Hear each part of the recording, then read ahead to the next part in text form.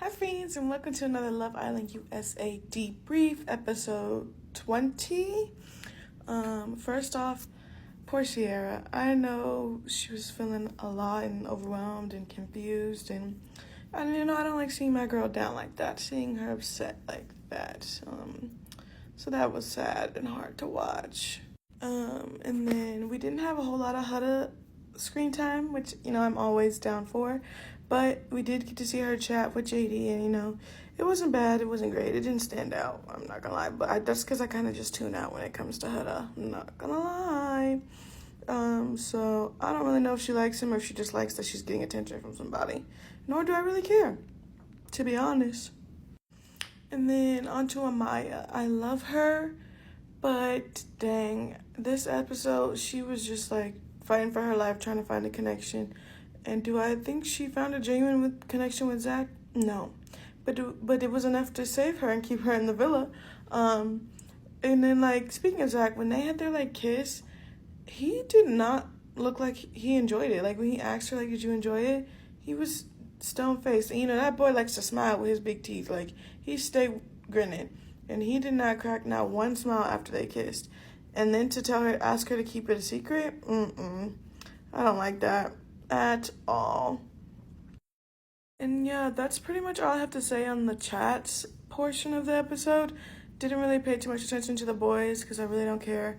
I did like Taylor's chat with Clark and Ace's chat with Coco, but like, let's be real, Ace wants Shelly back. The only reason he's even giving Coco attention is because he needed to be saved. And then, yeah, I don't care about TJ. I don't care about Austin. And I don't care about those girls. Or Pepe. I don't care about Gracelyn, Jaden, or what's her name, Vanna. So, yeah, all of them was just kind of like background characters. I'm not going to lie. And so now we get into the meat of the episode. The real part. The recoupling. First of all, production's sick for having them stand up there individually. It's giving humiliation ritual, and I didn't like that at all. It was stressing me out, especially because I know those recouplings take hours to film. So they were up there standing by themselves, being stared at by all the other Islanders for so long. Like, it was more than just the 2 minutes we saw. So I really hate that. I really do. But I already knew nobody was going home. I clocked that T immediately when they read the text and it said, leave the villa and not dumping. Love Island is very specific on their language in their text, and they've never dumped an Islander without saying dumping. And I literally texted my friend when I watched the clip, when I was watching the episode, and like after they got done reading the text, I said, leave. That's suspicious. And she is bougie, so she has the peacock without ads, so she's always like ahead of me in the episode. And so she had to like check in to see where I was at because she was already upset because she thought Olandria was going home. And I'm like, no, baby girl, she's not going nowhere. But again, it was really upsetting to watch her stand up there by herself. And then, yeah. And then for the boys, I can't believe Jaden really sat there and did not pick Nick. It should have been Austin. But you know what? I'm kind of glad it was Nick because I do think if Amaya and Austin had went home, they would have went home for real. There wouldn't have been no, like, something else happening afterwards.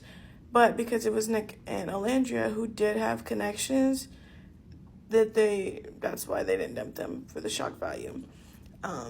But yeah, it was upsetting, but I knew it wasn't real. I knew they weren't going home, not like that. And then, yeah, so that's my thoughts on the episode. I have two different possible things production could do. One, I think Thursday's episode is going to be like the episode where they do like the Casa versus Villa game day, and then like have a fun party night at the end, in the evening. And then Saturday is obviously after Sunday. And then Sunday, then Friday they're going to do a recoupling. Like, Costa's going to be over and everybody's going to come back to the villa. And that's when they'll find out, like, the boys will find out that Olandria got dumped. And then the girls will find out Nick got dumped. And so then Friday will be all about the recoupling and the aftermath of that. Then Saturday will be After Sun. And then Sunday, I think they're gonna have them like as bombshells and like have a date. Like the islanders gonna get a text and it's gonna be like, Sierra and Taylor, you've been selected for a date with our new bombshells. And then they're gonna go on the date and see that it's Nick and Alandria. And then they're gonna have to choose if they want to couple up with them and go back into the villa, or if they don't want to couple up and want to go back to the couple that they were in already. I think that's how they're gonna bring those two back in. And then,